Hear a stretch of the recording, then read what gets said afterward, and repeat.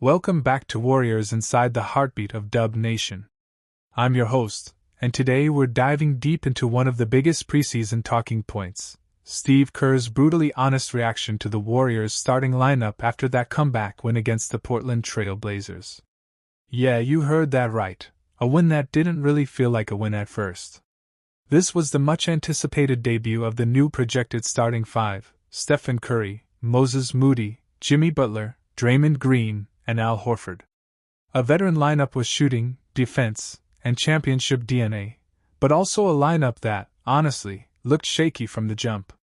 We're breaking it all down: what went wrong early, how the bench saved the night, and what this tells us about the Warriors' future heading into the season opener. Game recap: Warriors 129, Blazers 123. So let's set the scene. Preseason. The Chase Center is buzzing. Dub Nation is hyped to see Butler and Horford in Warriors jerseys for the first time. The Blazers, young, energetic, hungry. Tip-off happens and boom, Portland comes out swinging. They drop 39 points in the opening quarter. The Warriors? Flat. No energy. No rhythm. Every starter finished that first quarter with a negative plus-minus.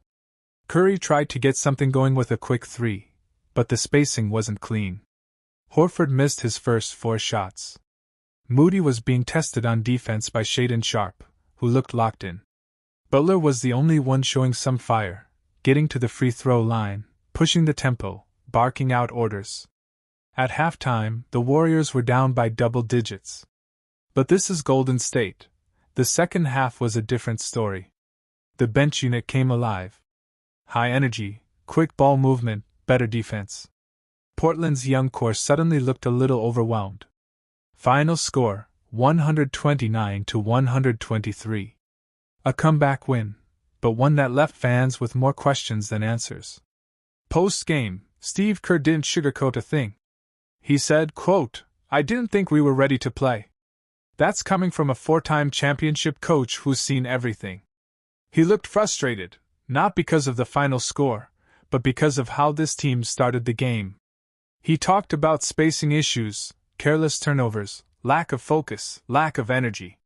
He basically said, yeah, we won, but don't let that fool you, we're nowhere near where we need to be. And honestly, I respect it. Preseason isn't about wins. It's about building habits, and Kerr knows bad habits early can cost you later. Starting lineup performance breakdown. Let's go player by player. Steph Curry, 11 points, 3 assists in 15 minutes. He looked fine individually, hit a few threes, made some nice reads. But his impact was muted because of poor spacing. Every time he came off a screen, Portland's defense loaded up. Jimmy Butler, this was Jimmy being Jimmy. 12 points, half of those from the line, plus some leadership energy. His defense was decent, but it's clear he's still finding his role in this new system. He's not trying to be the number one scorer, he's trying to be the connector. Moses Moody, 10 points, -10. Kerr gave him a big assignment, point of attack defense, filling the Andrew Wiggins role. It wasn't pretty early. He got beat off the dribble multiple times, but he's still young and learning. Dreymond Green, 9 points, -5. He looked rusty. Not bad, but not the emotional engine we usually see. Expect that to pick up once the real games begin. Al Horford, 0 for 4 shooting, -1. But let's be fair, it's preseason. Horford's value is more in positioning, leadership, and floor spacing. His timing with Curry pick-and-rolls will improve. Bottom line, this lineup didn't click yet. They looked like 5 great players still trying to figure out how to be one great team. Defense and energy issues. The biggest problem? Defense. Kerr put Moody in the starting lineup hoping to shore up the perimeter D after Gabe Vincent exposed them in the last game. But tonight it was Shaedon Sharpe, 22 points, 9 for 15 shooting. The Blazers attacked the Warriors early, and they had no answer. The rotations were slow. The communication was off. And the energy just wasn't there. Kerr said it clearly, they took it to us right away. That's coach speak for we got punched in the mouth early. This is what preseason is for, to identify the weak spots. But man, that first quarter was a wake-up call. Bench impact, young guns step up. Now let's give flowers to the bench. They flipped this game on its head. Guys like Brandon Podziemski came in with pace and confidence. The ball moved, the defense tightened up, and the whole vibe changed. They erased a 17-point deficit and turned the energy in the building around. This is why depth matters. Kerr might have some tough rotation decisions to make if the bench keeps outperforming the starters. Season outlook, big picture talk. So what does this all mean for the season? It means this lineup is still a work in progress. You don't just plug in Butler and Horford and expect everything to be perfect on night one. Kerr's going to spend the next few weeks experimenting with rotations, figuring out who closes games, how to balance shooting and defense, and who steps into that Wiggins-like perimeter stopper role. The good news? It's early. The vets played 15 minutes. The Warriors have 3 more preseason games before opening night against the Los Angeles Lakers. Welcome, everyone, to Chase Center, where anticipation is electric. Tonight, the Golden State Warriors face the Portland Trail Blazers in a game that has already generated headlines across the NBA. Fans are streaming in, waving flags and donning the familiar blue and gold jerseys. The arena buzzes with conversations about lineups, preseason expectations, and star players. Golden State is debuting a slightly adjusted starting lineup tonight, with Al Horford stepping in for Brandon Podziemski. While it's preseason, coaches are experimenting, and fans know that the glimpses we see tonight could foreshadow strategies for the regular season.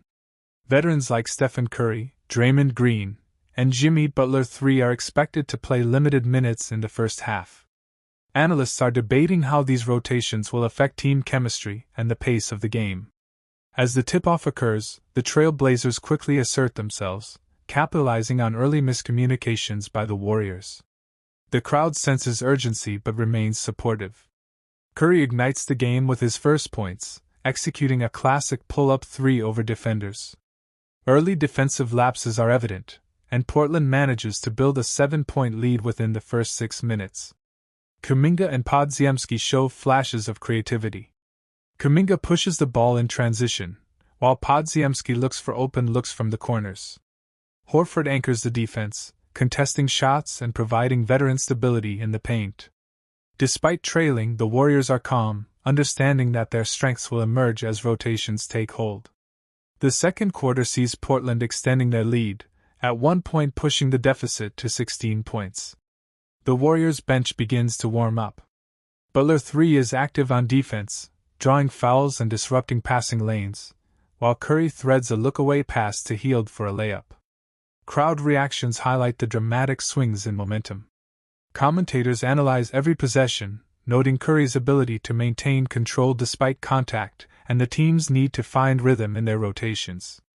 Kuminga's decision-making is highlighted. He focuses on ball movement and creating opportunities for teammates rather than hunting his own shot, a maturity that signals growth and trust in the team's system. At halftime, analysts review stats and replay key moments. They focus on bench contributions, defensive lapses, strategic use of veteran players in limited minutes, historical comparisons to past Golden State comeback games. Fans are engaged with live polls, predicting whether the Warriors can overcome the 20. When the ball tips, Curry wastes no time. He splashes his first three-pointer in transition, vintage Steph.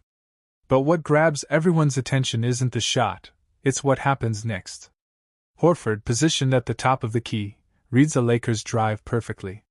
He steps up, times it beautifully, block. The crowd erupts. That was the first moment Warriors fans realized. This wasn't just a signing. This was a statement.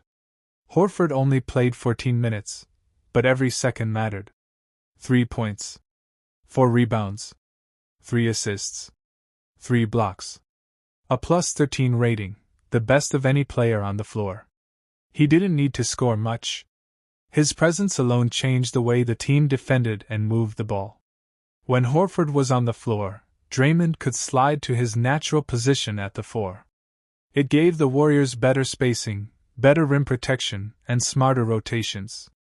On offense, Horford stood on the perimeter, dragging the Lakers' bigs out of the paint. That opened the lane for Curry to slice through, and once, they even connected beautifully. Horford handed off a pass to a cutting Steph, who twisted through contact and finished. It was subtle. But for Warriors fans, it was a glimpse of what's to come. At 37 years old, Curry is still the heartbeat of this franchise. He doesn't need to prove anything. But every time he steps on the court, he plays like someone who remembers what it felt like to be doubted. Against the Lakers, he was electric in short bursts. He scored efficiently, led fast breaks, and set the tone.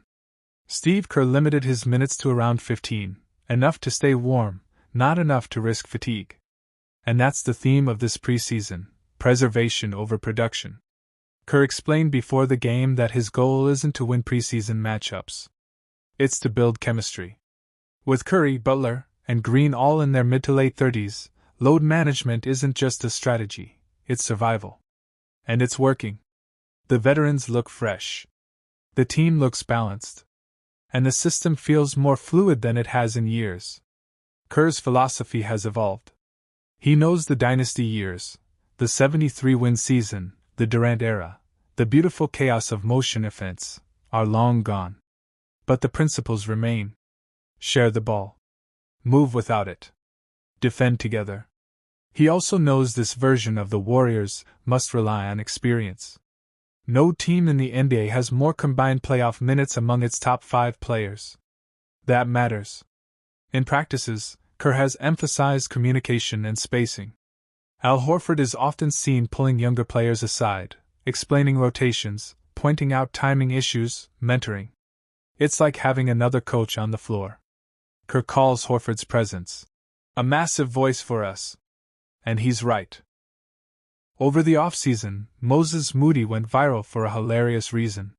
He was back home in Little Rock, Arkansas, playing pickup basketball at a local park. A few guys thought they recognized him and whispered, "Yo, is that Moses Moody from the Warriors?" But here's the twist: Moody was only using his left hand.